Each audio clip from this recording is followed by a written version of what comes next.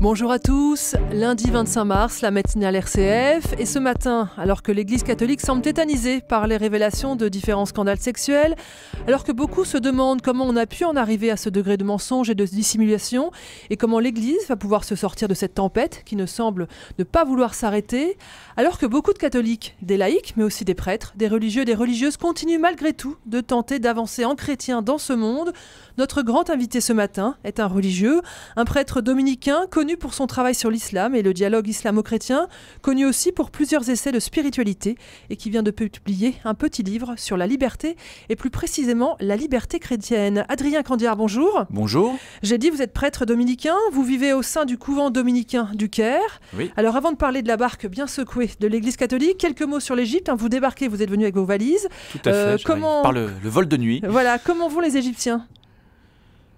La question est vaste. L'Égypte se porte un peu mieux. La situation économique reste difficile pour beaucoup d'Égyptiens. Pour les Égyptiens en général, les prix augmentent. Les économistes promettent toujours que l'Égypte a mangé son pain noir, que ça va mieux, que le tourisme repart. Mais la situation reste assez précaire pour la vie de tous les jours pour beaucoup d'Égyptiens. Et d'un point de vue politique ? D'un point de vue politique... on a une certaine stabilité. On va dire les choses comme ça. Voilà. Quelle est la mission des dominicains dans ce pays musulman ? Le cœur de la mission de notre couvent, c'est l'Institut dominicain d'études orientales, l'IDEO, qui est un centre d'études de l'islam où nous travaillons comme islamologues, on fait de l'islamologie académique avec des musulmans dans un pays musulman. Notamment en lien avec l'université d'Al-Azhar, où nous avons beaucoup de contacts et de collaborations. C'est peut-être une évidence pour vous, mais je voudrais que vous réexpliquiez pourquoi c'est important que des catholiques, des religieux catholiques travaillent l'islam. La raison, enfin le point de départ, si vous voulez, de notre couvent, c'est que dans les années 50, au Saint-Siège, on a fait un petit point sur un siècle de mission. On avait envoyé des missionnaires catholiques dans le monde entier, et partout ça avait très bien marché. Des églises autochtones étaient nées, avec un clergé autochtone, bientôt des évêques venant de ces églises jeunes. Ça avait très bien marché partout, sauf dans le monde musulman. Et ça, c'est un mystère. La mission chrétienne a beaucoup de mal à fleurir, je ne dis pas individuellement, mais de façon à créer des églises dans le monde musulman. Et cela a amené à se demander pourquoi. Et un cardinal Tisserand, s'est dit il faut peut-être repenser un peu en profondeur nos relations avec l'islam, sortir de 14 siècles de polémiques stériles qui manifestement ne font pas avancer la recherche de la vérité, où on échange les mêmes arguments les uns contre les autres depuis 14 siècles, mais peut-être faut-il prendre le temps de se comprendre et de se parler. C'est la condition pour pouvoir annoncer l'Évangile ? Bien sûr. Aujourd'hui, quel regard portent les Égyptiens sur les chrétiens ? Alors, d'abord, beaucoup d'Égyptiens sont chrétiens. C'est la principale communauté chrétienne du Proche-Orient aujourd'hui, puisqu'elle représente entre 10 et 15% de la population. Et elles font vraiment partie de la vie du pays. Et ça, c'est une évidence pour à peu près tous les Égyptiens. Évidemment, les chrétiens sont des Égyptiens comme les autres. Cela n'empêche pas que dans le contexte de terrorisme qui existe dans le monde entier et en Égypte de manière assez douloureuse, les chrétiens soient des cibles. Mais ce sont des cibles précisément qui sont visées pour créer de la division dans une société en fait assez homogène.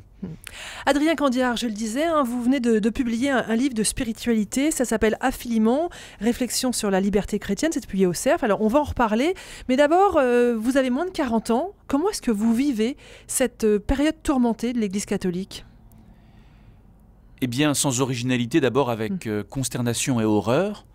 On connaissait l'existence de situations scandaleuses, mais l'ampleur et la gravité qu'on découvre depuis quelques mois laisse d'abord bouche bée, ensuite provoque de la colère et de la tristesse, de la colère vis-à-vis des coupables, de ceux qui ont couvert les faits, une tristesse immense pour les victimes, évidemment. Mais aussi un peu de remise en question. Non pas que en fait, j'ai été attentif. L'été dernier, le pape a appelé à une journée de jeûne et de prière, précisément sur cette question-là, sur la question d'abus. Et il disait d'abus sexuels, bien sûr, mais aussi d'abus spirituels et d'abus de conscience. Et cette expression-là m'a fait un peu réfléchir sur ma propre pratique. Parce que si je ne me sens aucune espèce de solidarité, d'aucune sorte, avec des gens qui ont pu s'en prendre à l'innocence d'enfants, d'handicapés, enfin, tout ça était absolument... Enfin, vous voyez, je ne peux pas du tout me sentir proche d'eux. Autant, la question de l'abus de conscience est une vraie question, qui ne fait pas la une des journaux, mais qui m'interroge aussi, moi, dans ma pratique comme prêtre. Est-ce que je respecte absolument le sanctuaire sacré qu'est la conscience de ceux qui viennent me demander conseil, s'ouvrir à moi, se confesser? Est-ce que je respecte vraiment leur liberté? Ça, c'est une question assez vertigineuse qui m'amène à me poser la question à peu près tous les jours. En novembre dernier, vous avez participé à l'Assemblée générale de la COREF, la conférence des religieux et religieuses de France. Vous y avez pris acte que le monde n'écoutait plus l'Église et même que le monde n'attendait plus l'Église. Ça, c'est pas un constat tout à fait nouveau. On avait un frère qui écrivait dans un texte des années 60. Déjà ? Des années 60, il disait que, sortant du noviciat, il s'apprêtait à répondre aux questionnements du monde qui prenaient la forme des paroles du psaume « Où est-il ton Dieu ?» Et il s'est aperçu, en sortant du noviciat, qu'en fait, personne ne lui demandait jamais « Où est-il ton Dieu ?» et que globalement, les gens vivaient leur vie. Donc ce constat, il n'est pas nouveau. Le fait qu'on n'attende pas la parole de l'Église, si tant est qu'on ne l'ait jamais vraiment attendue sur ce qu'elle a à dire d'essentiel, donc ça n'est pas nouveau. Ce qui est nouveau, c'est le discrédit ? Il est certain qu'il y a un discrédit net, notamment quand il s'agit pour l'Église de se présenter comme elle peut le faire, selon le mot assez touchant d'ailleurs de Paul VI, je crois, comme experte en humanité. Ça oblige à une certaine modestie, mais je crois que la modestie est aussi une valeur évangélique, ça n'est peut-être pas plus mal. C'est une épreuve, est-ce que cela peut être une chance ? Il faut un peu de prudence avant de parler de chance devant de telles horreurs. Je veux dire, on ne peut pas dire aux victimes mais vous savez, c'est une chance. Enfin, non, non, mais peut-être pas pour les victimes, on est bien d'accord. Mais pour je dis la révélation de ces scandales. En tout cas, voilà, la révélation elle-même, c'est évidemment une chance. C'est évidemment une chance parce que on a mis de la lumière sur une situation qui en manquait cruellement. On ne peut pas... Le drame, c'est pas qu'on révèle ces scandales. Le drame, c'est que ces choses-là aient existé et peut-être existent encore. C'est ça qui est dramatique. Donc le fait qu'on les révèle est un premier pas vers une possible guérison et une possible conversion. Donc de ce point de vue-là, oui, effectivement, on doit s'en réjouir. Adrien Candiar, vous nous l'avez dit, ces derniers temps ont révélé des mœurs absolument dépravées et criminelles chez certains religieux. Est-ce que l'Église peut encore parler de morale après toutes ces révélations ? Je ne suis pas sûr que l'Église soit d'abord là pour parler de morale, au sens en tout cas... Quelles que soient les révélations, c'est ça ? Oui, voilà, ou au sens où du moins vous semblez l'entendre et où on l'entend généralement. C'est-à-dire que je ne crois pas que la foi chrétienne soit là pour faire la morale aux gens, placer des interdits et des obligations.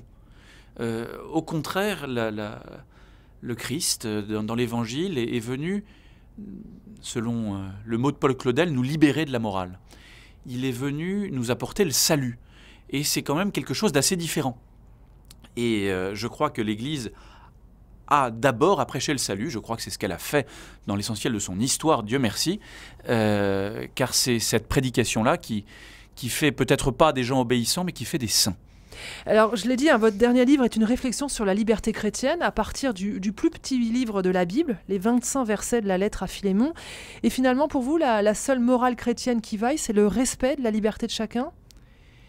Alors, cette lettre à Philémon est une lettre de Paul, c'est un petit billet assez original, là où Saint Paul d'habitude développe des concepts dogmatiques, théologiques, là, ici, il intervient dans une situation presque privée entre un chrétien qu'il a lui-même baptisé, Philémon, et un de ses esclaves qui a pris la fuite. Et Paul, après avoir d'ailleurs baptisé l'esclave qui est venu prendre refuge auprès de lui, le renvoie auprès de son maître avec une petite lettre, ces 25 versets, et il ne dit pas à Philémon d'affranchir son esclave. Il lui dit, écoute, tu as perdu un esclave, puisque Philémon s'est enfui, je te renvoie un frère, et maintenant je n'ai pas à te dire ce que tu dois faire. Alors on peut se dire, oh, la chose est grosse, il lui force la main. Je crois qu'il faut prendre Paul au sérieux. Paul, dans toutes ses lettres, témoigne de la libération qui a été pour lui ce jour sur le chemin de Damas, où il a compris que Dieu n'attendait pas qu'il fasse ceci ou cela pour l'aimer, et que l'amour de Dieu lui était donné sans condition.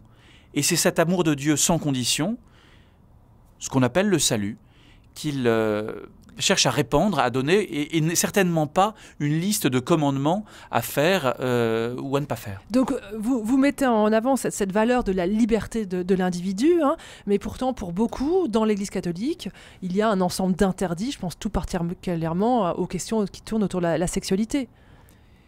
L'Église s'est trompée pendant des siècles en menaçant, en condamnant. Je ne crois pas que l'Église... même si ça a pu arriver ici et là et de façon importante, je ne crois pas que l'Église ait vécu sa mission en faisant de la morale. Sinon, de fait, nous n'aurions pas eu de saints. Or, nous avons eu à toutes les périodes, à toutes les époques. En tout cas, elle a beaucoup été perçue comme cela. Elle a été beaucoup perçue comme cela, et je pense qu'il nous arrive à tous de prêter le flanc à cette caricature. Moi, je m'en aperçois le premier. Quand je ne suis pas inspiré, je sais que le premier réflexe, c'est de faire de la morale. Bon, il faut s'en garder, du moins si, une fois encore, on perçoit la morale non pas comme une réflexion sur le bonheur, mais une réflexion sur le devoir. Ce tropisme vers la morale, c'est ce qui est le terreau de ce fameux cléricalisme que dénonce le pape. Disons que le danger qu'on peut avoir comme clerc notamment, quand on a des responsabilités, c'est de vouloir être efficace. Et il paraît toujours plus efficace de dire aux gens ce qu'ils doivent faire. Or, je crois qu'il est en réalité bien plus efficace, si on veut conduire à la sainteté, d'aider à aimer le bien plutôt qu'avoir peur du mal. Or, vous évoquez la sexualité, je pense que là-dessus, il est en tout cas facile de chercher à faire peur plutôt qu'à faire aimer le bien. C'est un effort constant qu'on doit tous avoir, et vraiment, je prends ma part en la matière. Il y a une petite phrase au début de votre livre qui m'a beaucoup touchée et qui reflète, enfin c'est mon sentiment, hein, la fatigue du clerc que vous êtes. Et vous dites « Cela n'excuse rien, mais on n'a pas idée de la fréquence avec laquelle on nous les demande, ces leçons de morale. » Bien sûr, c'est en réalité le drame.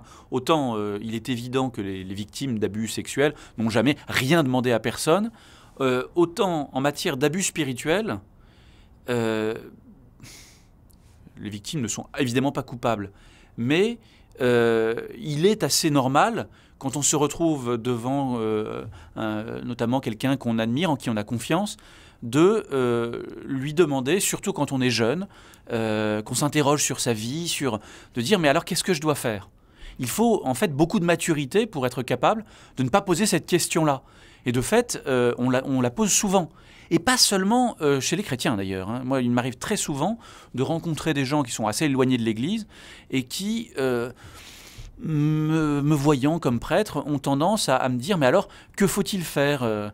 Et la réponse que j'emprunte d'ailleurs à un autre frère, c'est « mais arrêtez, je ne suis pas un druide.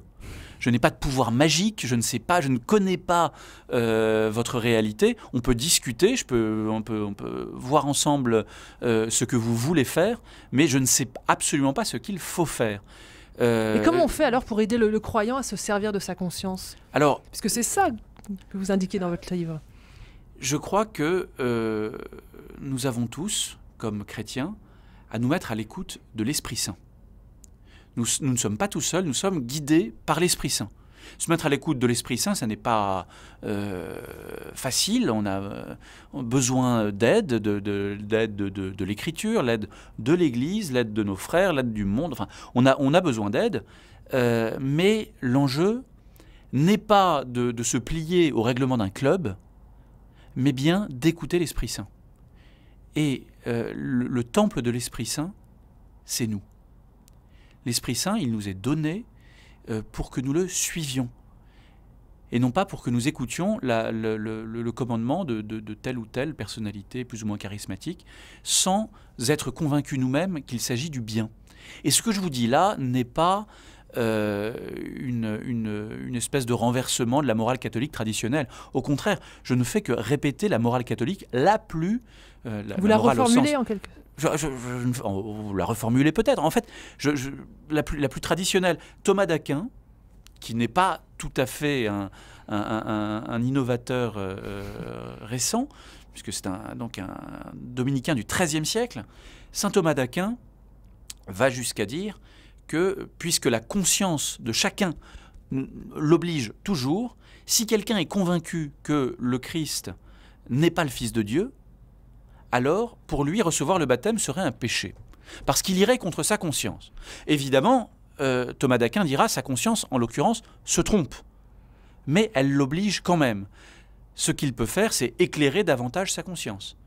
Ce que nous pouvons faire, c'est, dans l'Église, pour aider les croyants, autant que nous sommes, c'est éclairer les consciences, mais certainement jamais la remplacer. C'est à ce prix que nous serons libres. Je le crois. Merci beaucoup Adrien Candiard d'avoir été le grand invité de la matinale RCF. Je rappelle votre livre, À Philémon, Réflexions sur la liberté chrétienne, c'est publié au Cerf.